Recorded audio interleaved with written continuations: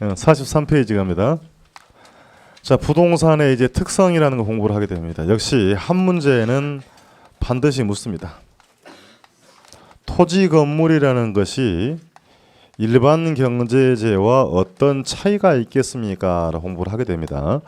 박스 안에 보시면 부동산을 토지와 건물로 구분하고 있는데 나누는 거 중요한 거 아니고요. 건물은 생산이 가능하죠. 건축이 되죠. 분필도 만들어낼 수 있죠. 그럼 건물도 상당히 인공적이라는 얘기입니다. 그래서 앞으로 수업 시간에 정의하는 부동산의 고유한 특성은 건물이 아닌 토지의 특성이라고 약속을 하는 겁니다. 수업 시간에 말하는 특성은 무엇이다? 토지의 특성이다. 자, 그래서 첫 번째 토지의 자연적인 특성부터 정리합니다. 이 용어는 정리를 해드릴 거니까요. 자연적 특성이라는 얘기는 처음부터 가지고 있는 성질이니까 그 성질이 변하지 않는다고 해서 불변적이라고 합니다. 그 표현을 좀 보고 갈게요. 처음 하시는 거니까. 동그라미 1번에 가면 토지의 자연적 특성은 다른 말로 또 뭐라고 쓰기도 하고 물리적 특성이라고 하도 두 번째 줄에 봤더니 성질이 변하지 않아서 불변적이라고 돼 있죠. 자, 그래서 이제 본론으로 들어갑니다. 첫 번째 항목 부동성이라는 표현을 정리합니다. 이미 앞 시간에 들어봤네요. 토지는 이동이 불가능하다가 부동성입니다. 자, 앞에다 붙일게요. 제가 물리적이라는 표현을 오늘 공부한 적이 있죠. 외형입니다. 물리적 위치는 변하지 않는다를 부동성이라고 하더라. 그럼 동의어로 정의하면 비이동성이다. 이렇게 쓰기도 하고요. 지리적 위치의 고정성이다 라고 쓰기도 합니다. 동의어를 시험에 묻지는 않습니다만 출제자마다 학자마다 조금씩 표현을 달리하는 거니까 동의어들은 앞으로 공부를 해가면서 익숙해져 갈 필요가 있습니다. 그럼 시험에 이제 뭘 묻는 거냐면 이 부동성 때문에 어떤 일들이 발생합니까? 라고 묻게 됩니다. 대개 쓰고 계시는 냉장고 세탁기는 동산이라고 하죠. 왜 동산이라고 하는 겁니까? 이동이 되는 거니까. 자, 그래서 동산은 이동이 가능하다. 토지는 이동이 안 되죠. 그러니까 동산과 부동산을 구별하는 근거가 되는 것은 무엇이다? 부동성이다. 이렇게 묻는 겁니다. 그러면 이 물건들의 권리관계의 공시방법, 내 거라고 표기하는 방법 차이가 있죠. 부동산은 내가 이용을 하면 내 거가 되는 겁니까? 아니죠. 휴대가 안 되는 거죠. 이동이 불가능하다. 그럼 공적 장부에 기록한다 그랬어요. 부동산은 어떻게 한다? 등록한다 그랬고요. 동산은 내가 이용하면 내 거 되죠. 점유라는 표현을 쓰긴 합니다만 시험에 그거 묻는 거 아니니까 정리해서 부동산의 공시 방법을 등록하는 이유도 무엇 때문에? 부동성 때문이라고 묻게 되는 겁니다. 자, 인간이 하는 활동을 부동산 활동이라고 했지요. 그렇습니까? 자, 토지나 주택을 구입할 때는 인터넷 쇼핑하신 분들은 없을 겁니다. 아, 또 고민이 또 필요하신가 봐요. 알아볼 수 있는 거죠. 근데 구입할 때는 반드시 현장 가서 위치 환경도 보고 내부 구조도 살펴보게 되죠. 그렇습니까? 자, 토지 아파트 네가 와라 할 수 없습니다. 여러분이 소지한 위치로 갈 수밖에 없죠. 장소에 임한다고 해서 임장 활동이라고 합니다. 여러 가지 알아보는 탐색하는 것을 정보 활동이라고 합니다. 둘이 친구입니다. 부동산 활동이 임장 정보 활동이 되는 이유는 이렇게 묻는 거예요. 그러니까 이것을 외웠냐고 묻는 게 아니고 용어들이 정리가 안 돼 있으면 전부 다 암기를 하게 되는 겁니다. 그래서 임장이 뭐다? 장소에 갈 수밖에 없고 탐색을 해야 되는 이유는 토지 위치가 뭐 돼 있으므로 고정돼 있으므로 부동성 때문에 부동산 활동이 임장 정보 활동이 되더라. 책이 넘어가니까 보고 가겠습니다. 부동성 첫 번째 줄에 물리적 절대적 위치는 이동이 불가능하다는 것으로 두 번째 줄 위치의 고정성 혹은 뭐라고 한다? 비이동성이다. 동그라미 1번 가보겠습니다. 자, 부동성이라는 특징은 부동산을 동산과 구별하지요. 구별하는 근거가 되고 끝에 가서요. 부동산의 공시 방법을 뭐함으로 등기함으로써 일반 제어와 구별하고 있더라는 얘기입니다. 넘기겠습니다. 동그라미 2번 거래, 중개, 입지 선정 등의 자 끝줄에 부동산 활동이 보이죠? 사람이 하는 활동이 뭐 된다? 임장 활동과 정보 활동화 되겠다는 얘기입니다. 왼쪽 기퉁이 용어 정리되어 있죠? 시험에 그것이 뭐냐고 묻지는 않는 건데 용어를 아셔야 되는 겁니다. 자, 그러면 동그라미 3번에 설명을 드릴게요. 이제 자 분필은 강남 지역에 분필이 없으면 강북 지역에서 분필을 가져올 수 있죠. 그럼 재화를 이동할 수 있습니다. 서울에 분필이 없으면 부산 가서 가져올 수 있죠. 그럼 재화를 이동할 수 있다고 하면 전국적 시장이라고 할 수 있지요. 그렇습니까? 그럼 부동산은 강남 지역의 토지나 주택이 부족하면 부산에 남아도는 것을 가져올 수 있나요? 안 됩니다. 그래서 앞으로 부동산 시장은 전국적 시장이라 하지 않고 지역 시장이라고 표현을 합니다. 자, 그래서 예를 들어서 강남 지역의 주택 시장을 봤더니 강남 지역의 주택 시장은 사고자 하는 사람, 수요자가 공급자보다 많답니다. 그럼 수요가 많으니까요. 이 현상을 앞으로 우리는 초과 수요다. 이렇게 표현할 수 있겠죠. 그렇습니까? 자, 예를 들어서 강북 지역을 봤더니 강북 지역은 수요보다 물량이 많답니다. 물량이 많다는 얘기 있으니까 초과 공급이라고 하면 쓰면 되죠. 그렇습니까? 물량이 남아 돈다는 얘기입니다. 자, 그럼 이 문제를 딱 볼게요. 일단 지역별로 수요와 공급이 이퀄이 아니죠. 자, 수급 불균형 문제가 발생합니다. 수요와 공급의 불균형 문제가 발생하고 그럼 이 문제를 해결할 것은 남아도는 물량을 부족한 지역으로 보내주면 되지요. 가능합니까? 안 된단 말이에요. 뭐 때문에요? 이렇게 물어요. 부동성 때문에 재화를 이동할 수 없으니까 지역 시장이 되고 지역 간 수급 불균형 문제가 발생하더라는 얘기입니다. 그래서 이 지역 시장이라는 표현을 시험장에서 다시 국지적 시장이다 이렇게 표현합니다. 일기예보에 국지적 호우라는 표현을 들어본 적이 있죠. 특정 지역에 내리는 비입니다. 그러니까 부동성의 특징이 있으므로 부동산 시장은 지역 시장이 되고 국지적 시장이다. 그렇다고 하면 자 지역이 달라지면 가격 또한 달라지게 된다는 얘기입니다. 물리적으로 동질적이어도 지역의 환경이 달라지고 부동산이 소지한 위치가 다르면 부동산 가격도 뭐하다 다르다. 이게 학계론의 기본 지문입니다. 동일하지 않다. 달라질 수 있다. 다르다는 표현이다. 그렇다면 정부가 규제하는 통제나 혹은 규제도 지역마다 역시 뭐하다 달라질 수 있다. 그래서 시험장에 지역 위치라는 표현으로 물어보면 10중 8구 뭘로 대응하신다? 부동성으로 대응하시면 되는 겁니다. 자, 하나 더 볼게요. 부동성 때문에 외부 효과가 발생한다고 합니다. 용어는 쉬워요. 외부 환경이 부동산에 영향을 주는 겁니다. 가령 주거지 부근에 생태공원이 접해 있으면 공원은 주거지의 쾌적함이나 편리함 등 긍정적 효과를 유발할 수 있죠. 그렇습니까? 자, 좋은 거니까요. 이렇게 발을 정 써서 정에 뭐라고 읽고 외부 효과라고 하고 주거지 부근에 쓰레기 소각장에 들어서면 주거지에 부정적 영향을 주겠죠. 좋지 못하기 때문에 이 경우는 부의 마이너스의 외부 효과라고 합니다. 용어는 쉬워요. 다시 외부 환경이 긍정적 영향을 주면 정의 외부 효과, 부정적이면 부의 외부 효과다. 그럼 좋은 것만 취하고 안 좋은 건 버릴 수 있나요?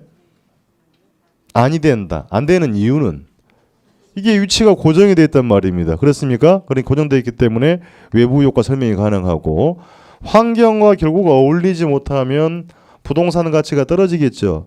가치가 하락하는 것을 우리는 감가다라는 표현을 정리했습니다. 그럼 이런 감가는 경제적인 감가라고 합니다. 자, 앞 시간에 맹지는 건물을 세울 수 없기 때문에 기능적 감가라 그랬죠. 그럼 주변 환경과 부동산이 어울리지 못하면 무슨 감가다? 경제의 감가로 표현하겠다는 얘기입니다. 그러니까 이렇게 물어요. 경제의 감가를 설명해 주는 건 뭐 때문에? 부동성 때문이다. 그래서 이걸 외웠냐고 묻는 게 아니다. 이제 지금 공부하는 것은 총론이라서요. 제가 개괄적으로 말씀을 드리는 거고 이 내용을 앞으로 공부하면서 세부적으로 상세하게 공부를 합니다. 그럼 여러분 공부를 어떻게 하냐면 용어 정의만 하면 되는 거고요. 때가 되면 8월, 9월 되면 이 분야를 제가 정도가시라고 말씀드려요. 그때 정도하면 되는 겁니다. 몇 문제 나온다고요? 한 문제 나오는 건데 시간 힘 빼지 마시라는 얘기예요. 용어들만 정리를 잘 하면 되겠습니다. 책은 확인합니다. 3번 항목에 부동산 시장이 지역시장 뭐가 되고 국지적 시장이 되고 지역시장별로 수급 불균형 문제가 있지요.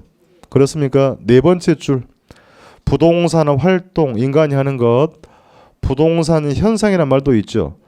인간이 활동을 하면서 발생하는 여러 가지 현상을 부동산 현상이라고 합니다. 예를 들어서요. 아직 공부를 안 했으니까 미분양 이런 것들을 부동산 현상이라고 합니다. 더불어서 시장에 대한 정부의 규제와 통제도 지역별로 어떻게 다르게 결정적인 표현 다르게 동그라미 다르게 나타날 수가 있다는 얘기입니다. 동일하지 않다.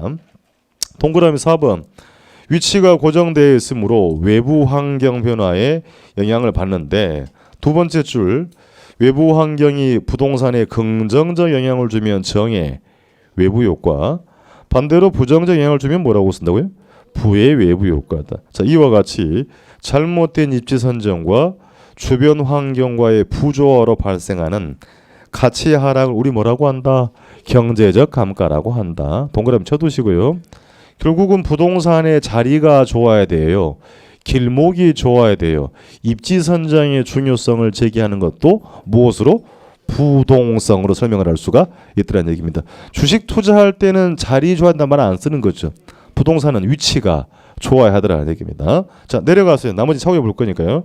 괄호 2번에 부증성으로 갑니다. 자, 부동성과 부증성은 동일한 표현이 아니죠. 후분만 하시면 돼요. 이미 들어봤어요. 절대량을 뭐 할 수 없다.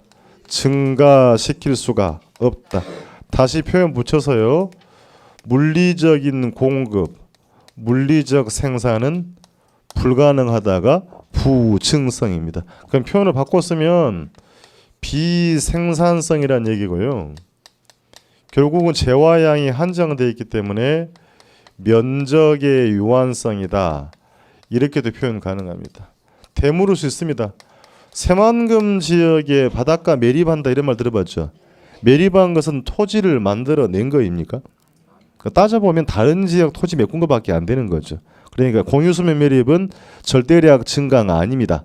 용도만 바꾼 것이기 때문에 용도적 공급이라고 하는 것이고 부증성의 의의라고 말할 수는 없다는 얘기입니다. 자, 그러니까 토지는 엄밀하게 부증성 때문에 물리적 공급은 불가능하다 그랬어요. 무슨 공급은 가능하다? 다만 경제적 공급, 용도적 공급은 가능하다 그랬죠. 뒤에서 언급이 될 겁니다. 물리적 공급은 불가능하다. 뭐다? 부증성이다. 그럼 바꿔 써볼게요. 그럼 결국은 토지에 생산비의 법칙이라는 것이 성립하지 않는다고 합니다. 여기에 뭐냐고는 안 물어요. 근데 B가 보이죠? 비용을 투입해서 재화를 만들어내면 생산비의 법칙이 성립한다고 합니다. 분필을 하나에 만드는 비용이 100원이라고 할게요. 비용 얼마예요? 100원. 그럼 100원 투입하면 분필은 생산할 수 있죠. 일반 경제제는 생산비의 법칙이 성립할 수 있다. 토지도 그렇다고 하면 안 묻습니다. 그러니까 시험에 묻는 건 아니니까 묻는 거예요. 부동산은 왜 달라요를 뭘로 물어보고 특성으로 물어보고 있는 거니까 토지는 부증성 때문에 생산비의 법칙이 성립되지 않더라. 그럼 다 사실 토지를 만들어낼 수 없다는 얘기는 양이 뭐 돼 있다? 한정돼 있다. 한정된 재화들은 대다수 희소성이 높다고 합니다. 이런 표현은 들어본 적은 있죠. 그럼 희소 가치가 높다. 희소성이 높다는 얘기는 남아 돈다는 얘기, 부족하다는 얘기? 부족하다. 자, 그래서 수요에 비해서 공급이 부족한 현상을 희소성이라고 합니다. 자, 그래서 땅이 양이 부족하기 때문에 도심의 토지 이용과 외곽의 토지 이용이 달라집니다. 도심의 토지는 땅값이 비싸죠. 한정된 토지 면적에 공중으로 건물을 고층화시키죠. 땅 속으로 많이 활용하죠. 자, 그러니까 토지를 많이 쓰는 게 아니고 토지보다 자본의 투입 비율을 높이게 됩니다. 앞으로 이런 토지 이용을 우리는 집약적 이용이라고 합니다. 일본식 표현입니다. 단위 면적에다가 토지보다 뭘 많이 쓰는 걸, 자본을 쓰는 걸 뭐라고 하고요? 집약적. 그럼 외곽은 땅값이 싸죠. 그럼 토지의 수평적 공간을 널널하게 활용하는 것은 조방적 이용이라고 합니다. 표현 정리해서요. 자본보다 토지를 많이 쓰는 건 뭐라고 한다? 조방적 이용하더라는 얘기입니다. 자, 그러면 중심으로 갈수록 뭐가 이루어진다? 집약적. 이렇게 할 수밖에 없는 이유는 토지를 양 자체가 한정이 됐다는 얘기잖아요. 그러니까 한정된 토지를 이용하기 위해서는 자본을 많이 쓸 수밖에 없다. 부담스러우니까요. 다시 도심의 토지양은 한정돼 있죠. 그럼 땅을 빌려 쓰는 사람 입장에서는 높은 임대료를 내야 되는 거죠. 그렇습니까? 거꾸로요. 토지 소유자 입장에서는 이유가 뭐가 됐든 간에 가장 높은 임대료, 지대를 지불할 사람에게 토지를 할당할 수밖에 없더라는 얘기입니다. 이해가 되겠습니까? 결국 중심의 지대의 지가가 높아진 이유는 뭐 때문에? 집약지역 이용 때문에 입지 경쟁이 심화되기 때문에 집약지역 이용이 발생한다고 합니다. 단골 지문이에요. 이렇게 물었습니다. 자, 부증성의 특징이 있으므로 부동산 시장은 지역 시장이 된다. 천부당 만부당. 부동성 때문에 지역 시장에 또 묻습니다. 자, 부동성의 특징으로 지역 시장마다 동일한 가격이 형성된다. 안 된다. 다른 가격이 형성되더라는 얘기입니다. 그러니까 이런 식의 문제를 공부를 하겠다는 얘기입니다. 책 확인하겠습니다. 토지는 처음부터 존재하는 원시적 재화이다. 생산되는 재화가 아니라는 얘기입니다. 즉 생산비를 투입해서 물리적 절대량을 늘릴 수 없다 그랬죠. 생산이 불가능하다 그랬고요. 동의어 정리하고요. 면적의 유한성 혹은 비생산성이다. 1번은 단골 지문입니다. 토지의 공급은 생산 공급이 아니다. 공유수면 매립이나 간척지 개발은 토지 이용의 용도 전환이라고 되어 있죠. 괄호 안에 뭐가 보입니까? 중요합니다. 경제적 공급에서 파악하는 것으로 물리적 공급 증가를 의미하는 것은 아니더라. 따라서 이러한 것이 부증성의 예외라고 할 수는 없더라는 얘기입니다. 올라가서요. 2번 질문. 토지에는 그래서 생산비의 법칙이 적용되지 않는다고 쓰고 있지요. 오른쪽 용어 보세요. 희소성이 보입니까? 시험에 물어봤어요. 수요에 비해서 공급이 상대적으로 부족한 것이고 그 아래 집약적 이용 보시면 단위 면적 땅 자본 동그라미 치고 노동 무시해버리고요. 자본의 투입률이 큰 이용으로 도심에서의 고층화 현상을 우리는 뭐라고 쓴다? 집약적 이용하겠다는 얘기입니다. 본단으로 오세요. 동그라미 3번. 지가 상승의 근본적 원인이 되고 파란색 글씨 갑니다. 희소성을 뭐하더라? 증가시킨다. 4번 지문. 결국 자원이 한정되어 있으므로 두 번째 줄에 가서요. 중단부에 외곽 지역보다는 도심 지역에서 토지형이 뭐 되고 있다? 집약화되고 있다는 얘기입니다. 결과 건물이 고층화될 수 있다라고 정리하면 되겠습니다. 동그라미 5번 가서 결국 양 자체가 한정되어 있기 때문에 정부의 규제가 많다는 얘기입니다.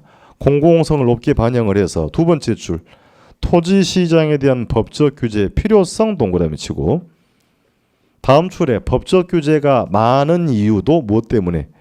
부증성이라고 표현할 수 있더라. 다시 부동산 시장에 법적 규제가 많은 이유를 특성으로 정의한 무엇 때문이다? 부증성 때문이라 표현할 수 있겠습니다. 그러니까 오늘 공부 처음 하시는 분들은 요거 두 개 구분하면 성공하신 거예요.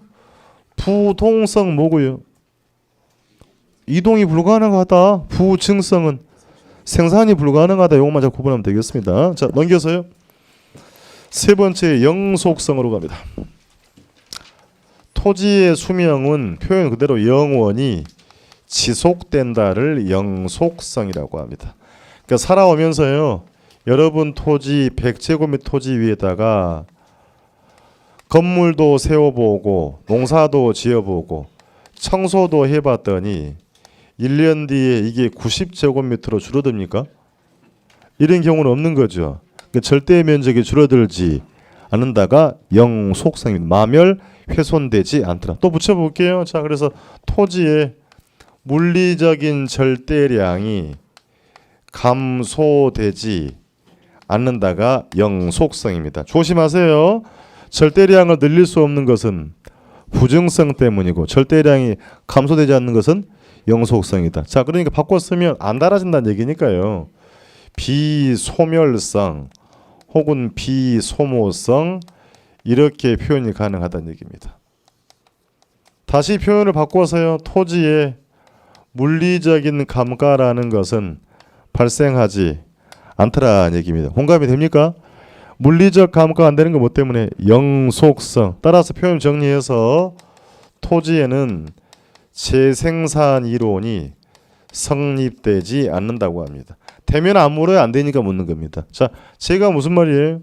다시 생산한다는 얘기는 소모를 전제로 하는 것인데 소모 자체가 안 되니 재생산 이론도 성립되지 않습니다. 그러니까 이걸 그냥 외우시면 헷갈릴 수밖에 없어요. 생산비의 법칙이 성립하지 않은 것은 부증성 때문이고 재생산 이론이 성립하지 않은 것은 영속성 때문이라는 얘기입니다. 그럼 토지는 그렇다 치고 건물이 수명이 영원하지는 않죠. 대신 수명이 길죠. 수명이 길다라는 특성은 내구성이라고 합니다. 용어하셔야 됩니다. 대개 쓰고 있는 냉장고 세탁기 TV는 한번 새 거 구입하면 기본 5년, 7년, 10년 쓰죠. 수명이 긴 재화를 뭐라고 한다? 내구재라 한다는 얘기입니다. 자, 그러면 내구성 있는 재화, 영속성 있는 토지는 내가 타인에게 빌려주고 이득을 창출할 수 있죠.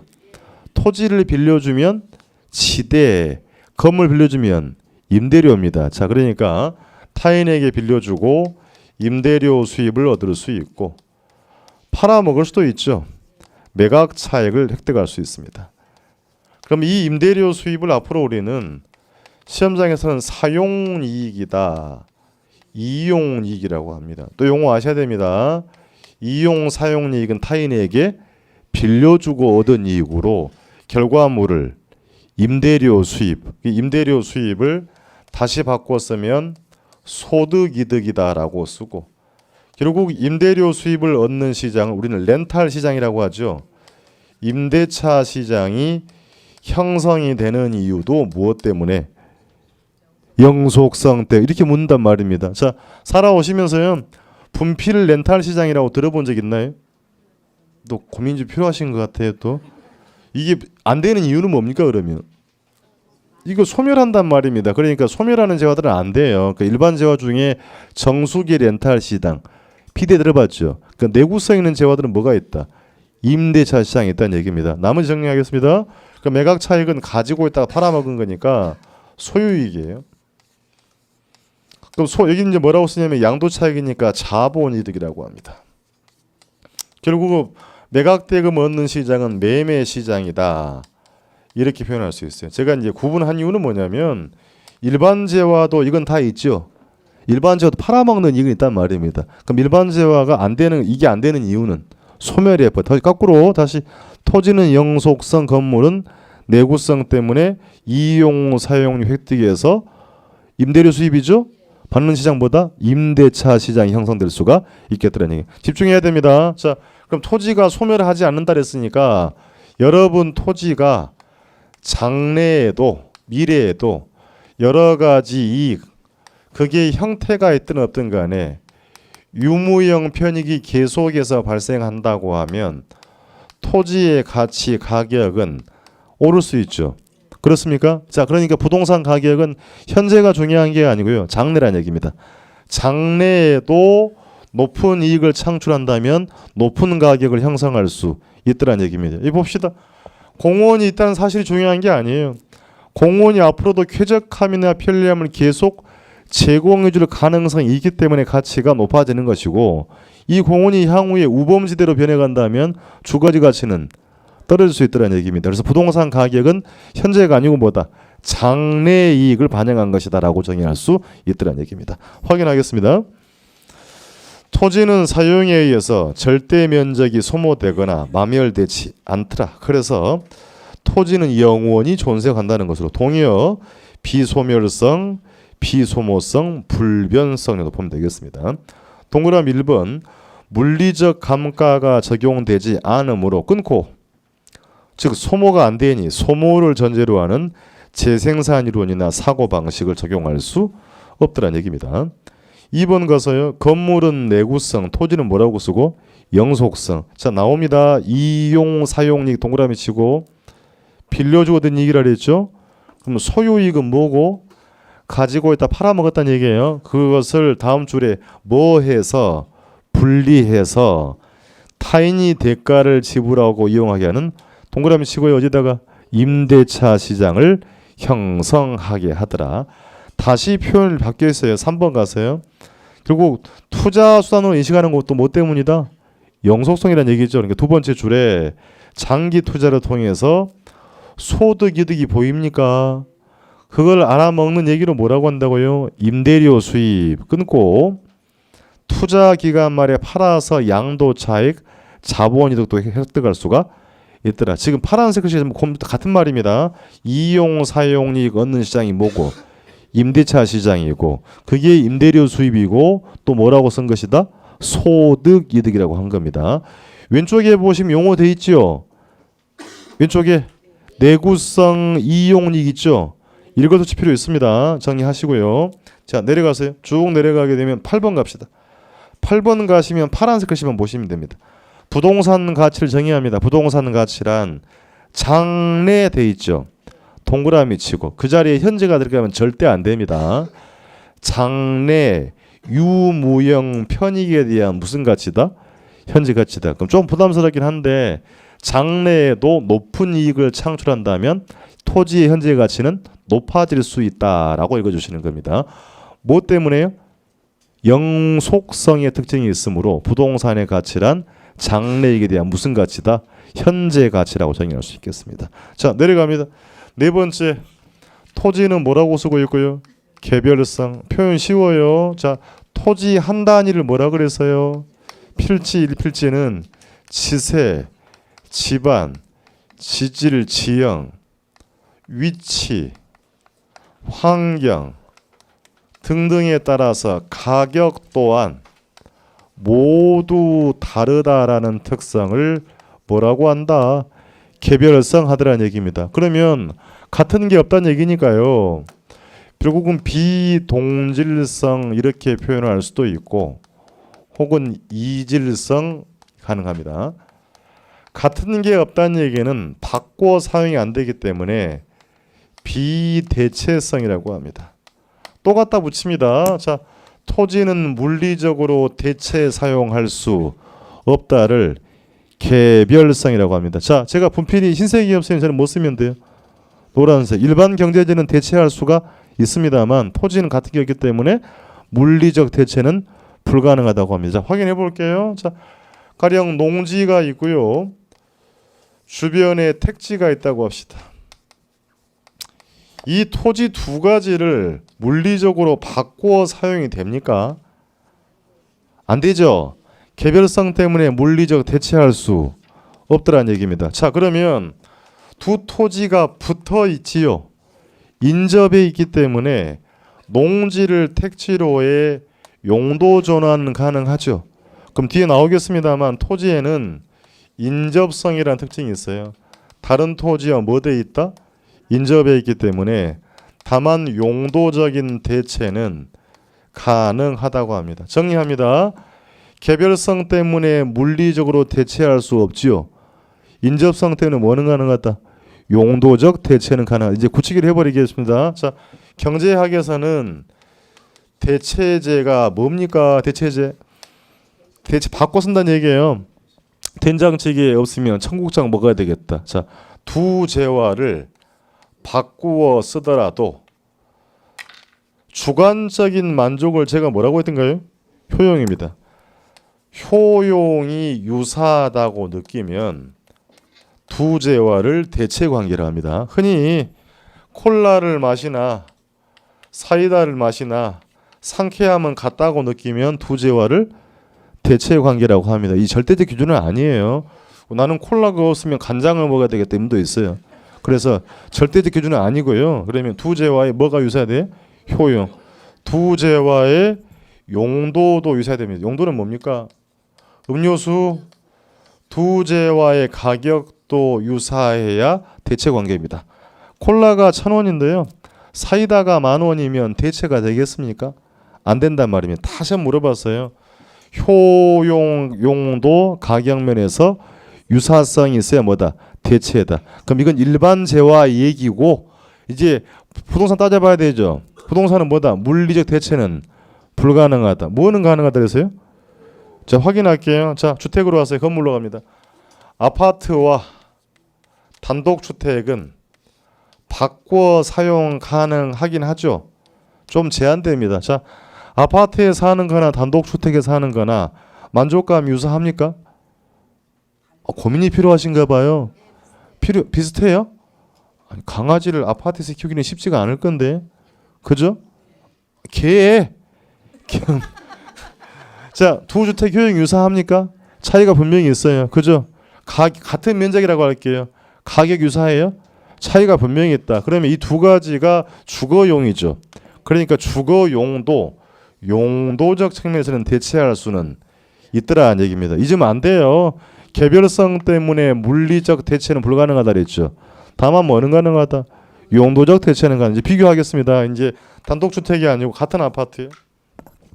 같은 아파트로 놓고요. 같은 동 같은 위치에 101동 101호 2001호는 공통점이 있긴 합니다. 공통점은 같은 위치, 같은 동, 같은 물리적 구조죠. 정말 같은 물건입니까? 자, 101호를 선호하시는 분들이 분명히 있어요. 1층을. 이 젊은 그 자녀들이 어리면 고층 선호 안 합니다. 분쟁이 생기니까. 그럼 이제 자녀분들이 없으신 분들 다 커버리 못 들어오려고 그래 자꾸. 가는 이유가 뭐예요? 일조 조망. 그러니까요. 이게 사실은 뭐냐? 물리적 같아도요. 만족의 차이가 있죠. 가격도 차이가 있다. 정리합니다. 물리적으로 동질적이어도 부동산이 가지는 경제적인 성격, 법적 성격이 다르면 부동산 가격 또한 다르다. 엄밀히 말하면 동일한 재화는 존재하지 않다라는 얘기입니다. 그래서 부동산에는 이렇게 정리해요. 일물일가의 법칙이라는 것이 성립되지 않는다고 합니다. 자, 일물은 동일한 물건이라는 얘기입니다. 동일한 물건에는 하나의 가격이 성립한다는 게 일물일가의 법칙인데 동일한 물건 자체가 없지요. 그러니까 이 말이 성립되지가 않더라. 이걸 문제라고 내요. 자, 부증성의 특성 때문에 일물일가의 법칙은 성립되지 않더라. 잘못됐죠. 뭐 때문에? 개별성. 이렇게 시험장에는요. 요게 뭐냐고는 안 묻는다 그랬어요. 요게 여러분 용어 정리를 하고 있어야 지문을 풀어간다는 얘기입니다. 부동산은 같은 거 있다 없다? 중요합니다. 같은 101동 101호와 102호는 같은 물건이다 아니다? 아니다. 물건의 경제적 법적 성격이 다르면 가격도 다르다는 것을 개별성, 비동질성, 비대체성 한다. 다음 주에 또 나올 거니까 잘 봐둬야 됩니다. 책 확인합니다. 일필지 단인 하나하나의 토지는 위치, 면적, 지세 등등이 모두 뭐하다? 동그라미 치고 별표 다르다는 것으로. 왜 다릅니까? 원칙적으로는 토지가 이동이 돼야 안 돼요. 그 위치의 고정성 때문에 물리적으로 완전히 동일한 토지는 존재하지 않더라. 자, 그래서 동요 정리하시고요. 이질성, 비대체성, 비동질성 세 개 다 있습니다. 1번 물리적 측면에서 토지를 다른 토지와 대체 사용할 수 없죠. 다만 다음 줄에 인접성 동그라미 치고요. 뒤에 공부할 겁니다. 혹은 용도의 다양성 때문에 뭐는 가능하다? 용도적 대체는 가능하다. 2번 그래서 자, 부동산은 같은 거 없다 그랬죠.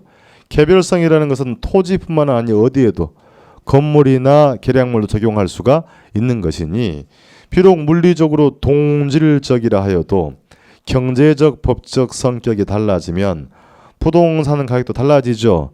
같은 물건 없습니다. 맨 끝에 즉 부동산에는 일물일가의 법칙이 성립되지 않더라. 주로 이 내용 위주로 묻습니다. 자, 오른쪽 페이지 가세요. 괄호 5번 인접성 갑니다. 이미 해버렸습니다. 이제 봅시다. 자, 인접해 있기 때문에 다른 토지와 연결이 되어 있기 때문에 칠판 보시고요. 뭐는 가능하다? 대체는 가능하다. 또 앞으로 갈게요. 공원과 소각장이 주거지 인접해 있죠. 그것도 뭐가 가능하다? 외부 효과 설명이 가능하다라는 얘기. 결국은 뭐냐라고 하면 여러분 토지가 타인의 토지에 영향을 주기도 영향을 받기도 한다. 자, 그래서 인접성 때문에 소유와 관련해서 경계 문제가 발생할 수 있고 따라서 토지 이용은 협동적 토지 이용을 할 필요가 있다. 이렇게만 정리를 하시면 되겠습니다. 책 확인할게요. 5번 항목에 토지는 물리적으로 다른 토지와 뭐 돼 있다?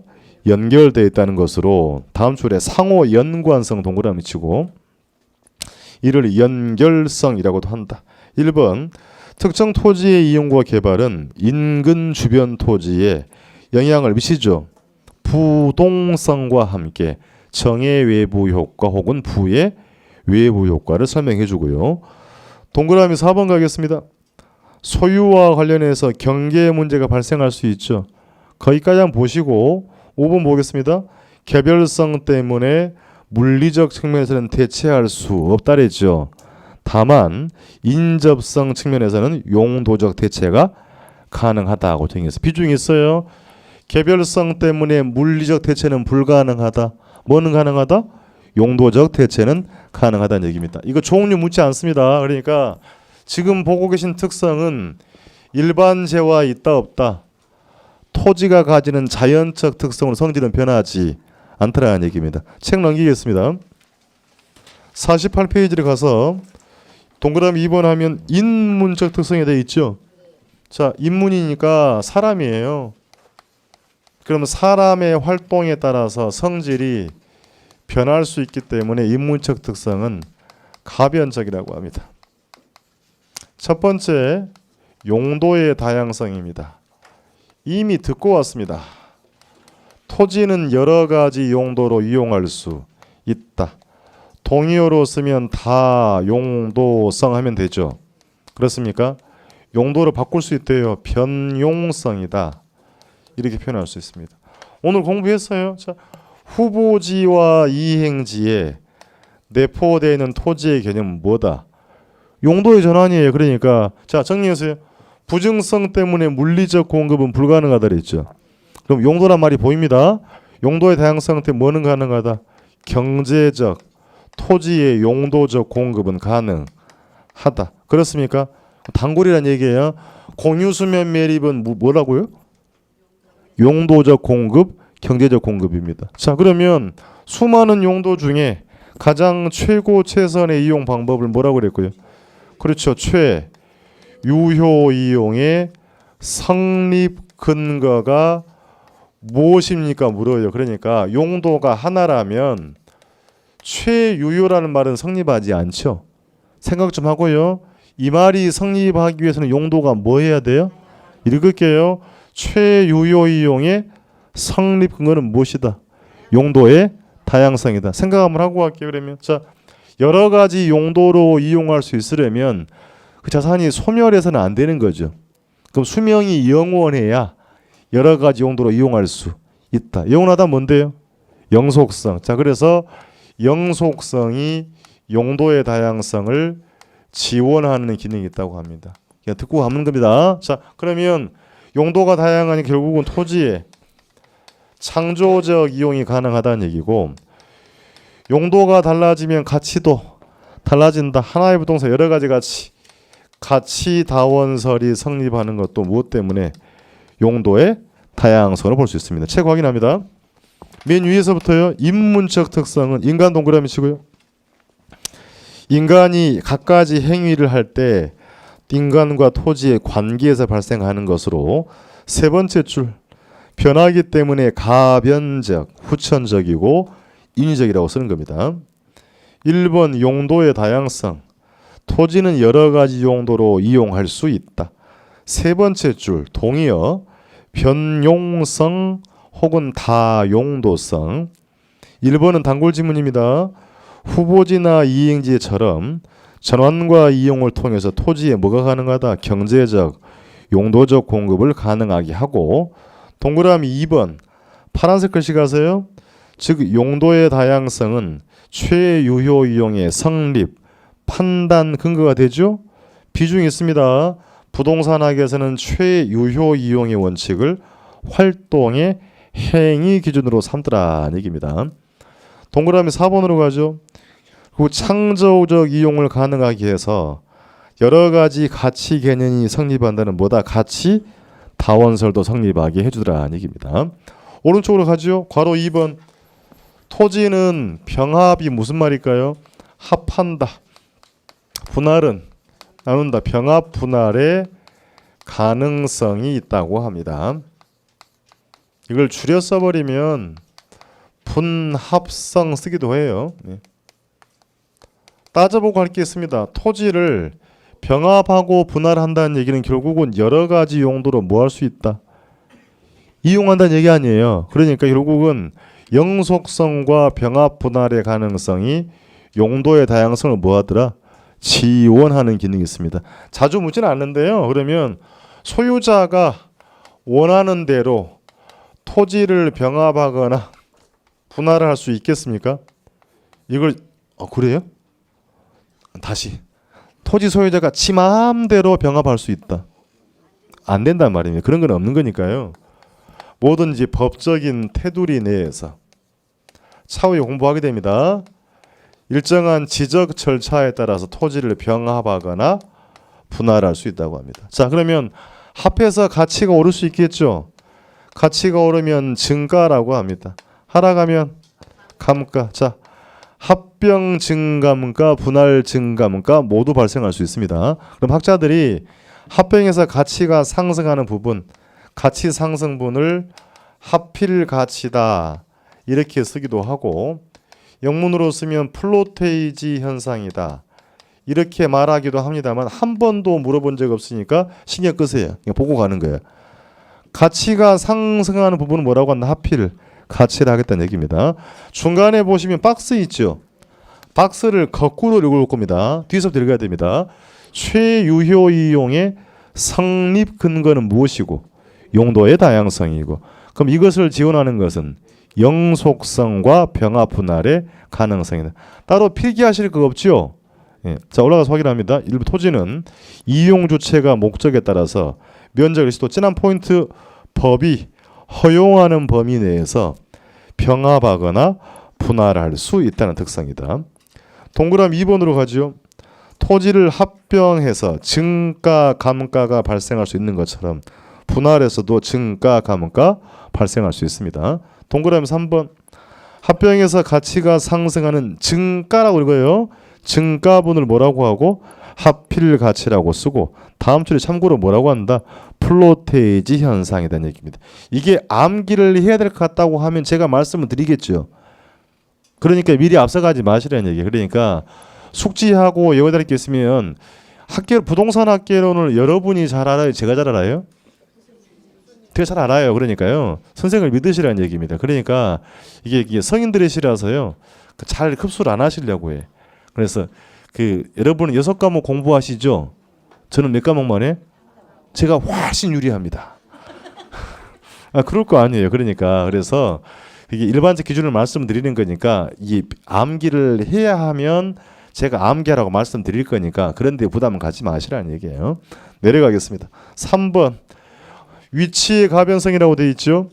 자, 얼레리아 앞에서 우리가 뭐라 그랬냐면 토지의 위치는 변한다, 안 변한다? 안 변한다 했는데, 그럼 이 위치는 뭐가 변하는 거냐면 상대적 위치입니다. 토지의 상대적 위치가 변할 수 있다.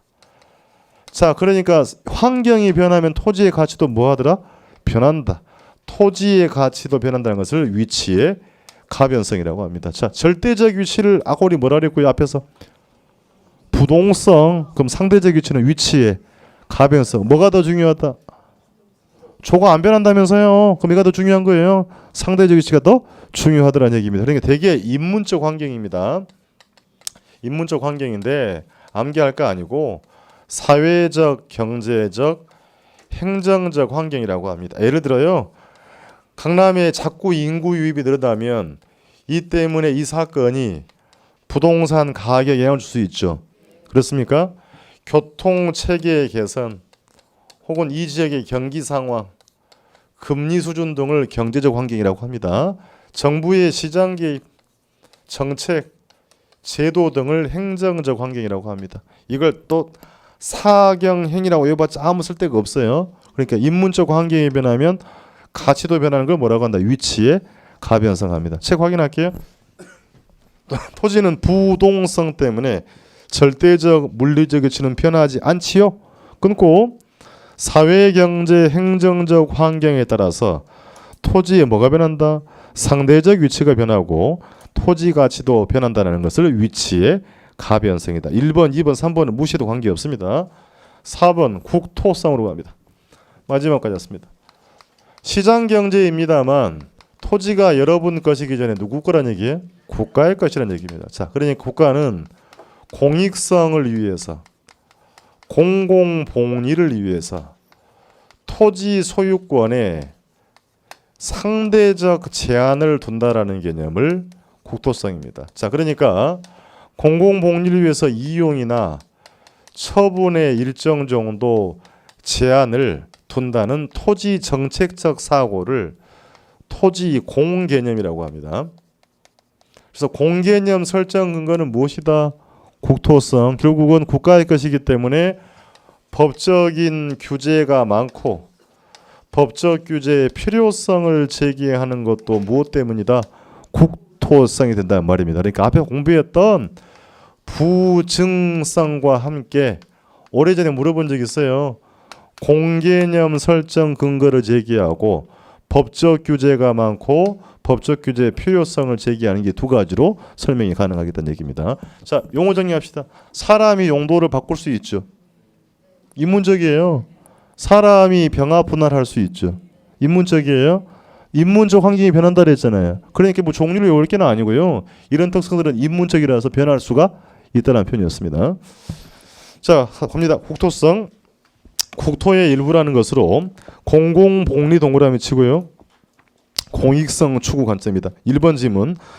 토지는 사회성 공공성이 높게 요구가 되므로 부증성과 함께 공개념 설정 근거가 되고, 그럼 이게 무슨 말이냐? 소유자의 절대적 소유권 인정한다? 아니다. 배제하고 이용이나 처분에 제한을 두는 개념을 공개념이라 하겠다는 얘기입니다. 맨 끝에 법률적 규제가 많아지고 동그라미 치고 많아지고 법적 규제 필요성 동그라미 치고 법적 규제가 필요한 이유도 부증성과 국토성으로 정리가 가능하겠다는 얘기입니다. 자, 지금 보고 계신 게 토지의 특성이죠. 일반 제어와는 이런 성질이 있어 없어요?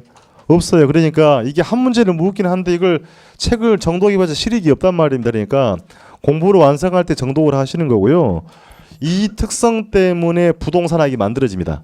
그러니까 경제학에서는 부동산을 따로 취급을 못합니다. 그것이 이유 때문이기 때문에 앞으로 수업 시간에 자꾸 나올 겁니다. 왜 그렇습니까? 그 차이가 뭡니까? 라는 이 특성으로 지금 이야기를 묻고 있는 것이니까 용어들을 정리를 잘 해둘 필요가 있다라고 당부를 드리겠습니다. 한 장 넘기세요. 51페이지로 가세요. 나머지 사후에 본다 그랬습니다. 51페이지에 가면 건물이 나와 있죠. 건물은 1번 경우에 따라 뭐 할 수 있다? 이동할 수 있다. 조립식 건물 이동할 수 있죠. 2번 건물은 건축, 생산 가능성이 있죠. 용어 정리만 하시고요. 일단 4번부터 먼저 갑니다. 4번부터. 동질성이라고 되어 있죠. 오해하면 안 돼요. 물리적으로만 동질적이에요. 두 번째 줄. 물리적 측면에서 동질성이다. 그러면 건물도 경제적, 법적 성격이 달라지면 가격 또한 달라진다고 했으니 동일한 건물 없다 그랬습니다. 그렇습니까? 5번 상호 동그라미 치세요. 괄호 안에. 그러니까 일방적 관계가 아닙니다. 건물이 토지를 지배하기도 하고 토지가 건물을 지배하기도 한다. 영향을 주고받는다는 얘기가 상호 종속성, 상호 지배성이에요. 그러니까 세 번째 줄을 보세요. 끝에 가시면 따라서가 보입니다. 있나요? 있나요? 건물이 토지를 지배하기도 하고 토지에서 지배를 받기도 하는, 집어넣기에 상호 집어넣습니다. 상호 종속성, 상호 지배성을 지배성 이렇게 표현하겠습니다. 뭐 중요한 용어는 아니었습니다. 괄호 3번은 중요합니다. 건물은 사용 수명이 길기 때문에 뭐라고 한다? 내구성이다. 자, 그래서 파란색 글씨 건물은 사용 수명이 일반 제어보다 길지요. 대개 몇 년? 요즘에 한 30년 따집니다. 길기 때문에. 자, 중요한 얘기예요. 가격이 내려가도 재구매 수요가 빈번하지는 않더라. 한 번 구입하면 오래 쓴다는 얘기 아니에요. 오래 쓰니까 재구매 수요가 빈번하지 않는 문제가 있습니다. 자, 그래서 이제 여러분이 쓰는 냉장고, 세탁기, TV, 가구를 다 뭐라고 한다고요? 내구재. 그래서 이게 부동산 시험을 떠나서 중요한 얘기입니다. 작년 하반기 때 자동차 개별 소비세 인하했죠. 소비세를 인하해서 이것 좀 사라고 한 거예요. 실제로 이제 이런 영향 때문인지 모르겠습니다. 국내 판매량이 현대차, 기아차가 한 12% 늘었다래요. 부동산 판매량이. 그럼 이걸 뭘 의미하는 거냐면 상장 기업의 영업이익이 개선이 되고 있다. 돈이 고정되어 있다, 돈이 움직이고 있다는 얘기입니다. 그럼 올해는 상반기 때 이 내구재, 냉장고, TV들을 개별 소비세를 인하한다 이야기 들어봤죠. 그게 몇 푼 안 되더라 하더라도요. 3.5% 차이 있다 하더라도 그럼 소비자는 싸게 인식을 할 수 있죠. 아닌가요? 아니신가 봐요. 그래서 상대적으로 가격이 내려간 효과가 있습니다. 그러면 이제 올해 부동산 시장을 바라보는 관점은 포인트가 여기 있어요. 자, 이걸 그럼 이게 내구재 소비 주문이 늘어난다고 하면 그냥 한 귀로 듣고 흘릴 문제가 아니라는 얘기예요. 사람들이 소비를 하고 있다는 얘기고 이면에는 소득 증가가 이루어지고 있다는 얘기죠. 그렇습니까? 그러면 돈이 5만 원짜리가 집에 있던 게 나온다는 얘기예요. 통화량이 돌기 시작하면 경기가 움직이는 겁니다. 그래서 이 부분과 뭐 시험과 관계없습니다만 중금리 대출이라고 들어본 적 있죠? 들어본 적이 없는가 봐요. 은행의 신용등급 5, 6, 7등급의 등급 계신 분들이 어중간합니다. 은행 가면 대출 잘 안 해주고요. 이 금융권 가면 금리가 너무 높아. 그래서 정부가 정책적으로 7%대, 10%대 금리를 내놔서요. 밀고 있어요. 그러니까 은행들이 전부 공격적으로 이 대출을 지금을 판매를 하고 있다는 얘기입니다. 그럼 큰 돈이 아니고 이게 500만 원, 1000만 원대인데 통화량이 시중에 늘어나고 있어요. 실제로. 돈이 늘어나고 있단 말이에요. 그럼 이 돈 받아서 뭐 하겠어요? 그러면 생활비 쓰지 않겠어요? 그럼 이거 소비할 거 아니에요. 그러니까 시장을 바라볼 때 이제 요즘 상황이 안 좋잖아요. 중국도 안 좋다. 북한도 뭐 한다 그러고 원달러 환율은 상승하고 유럽도 안 좋다 그러죠. 그러니까 온통 부정적 사고밖에 없습니다. 가계대출은 1200조 달러 해가지고 겁을 잔뜩 주고 있습니다. 이 분위기에 넘어가시면 저는 안 된다고 봐요. 그러니까 모두가 죽어라 할 때 싸게 올라옵니다. 생각할 게 뭐냐면 금리를 인상하는 국면이 부동산 가격도 가장 크게 올랐고요. 주가도 가장 크게 올랐습니다. 그럼 왜 이렇게 된 거냐면 금리 인상 국면에 통화량이 늘어나고 있다는 얘기예요. 돈이 돈다는 얘기는 경기가 좋아진다는 얘기입니다. 그래서 시험과 관계없는 얘기인데요. 원달러 환율이 작년 8월 달, 7월이죠. 7월 달에 1150원을 통과해서 지금은 1200원대를 왔다 갔다 합니다. 그럼 상장기업 삼성전자, 현대차 이런 회사들이 같은 제품 팔아도 이익이 늘어나고 있죠. 이 말은 공감하시겠어요? 그러니까 환율이 상승하게 되면 이것 때문에 자본 유출 때문에 사람들이 겁을 먹기 때문에 분위기가 굉장히 안 좋다고 느끼는데요. 6개월, 9개월 지속이 되면 환율 상승 때문에 국내 기업들의 영업이익이 개선되는 효과가 있고요. 환율은 누가 이미들을 못 받고요. 그러면 결국은 환율이 상승했다는 얘기는 이제 뭐겠어요? 기업들이 이익이 좋아진 거죠.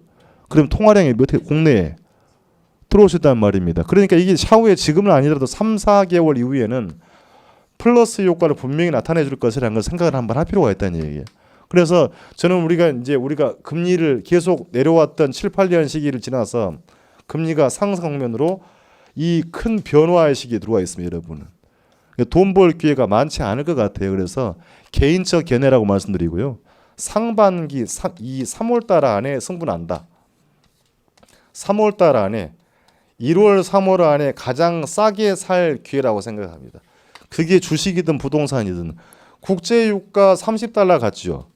금가격 똥값 돼 있죠. 금가격은 이미 반등을 했어요. 국제 금가격은 반등 5일 이상 상승해서 거니까. 그래서 요즘에 보시면 그럴 겁니다. 예전에는 안 그래요. 요즘에는 기름 채우면 만땅 채워주세요. 이런 분 많이 늘어났습니다. 그러면 수요가 늘어나면 가격은 오르게 돼 있습니다. 금값이 똥값이다 보니까 새해 금 한번 사보자. 이런 분들이 굉장히 많이 늘어났어요. 사실입니다. 그러니까 이 시점을 여러분이 포착을 잘해서 책임은 안 져요. 그럼 그래서 공부가 필요하다는 얘기, 학교는 이런 거 공부하는 거예요. 이것을 시험에 이런 걸 묻지는 않습니다만 이게 지금 언제 자 가격이 오를 때 사면 어떻게 돼요? 오를 때 사면 높은 가격에 산 거죠.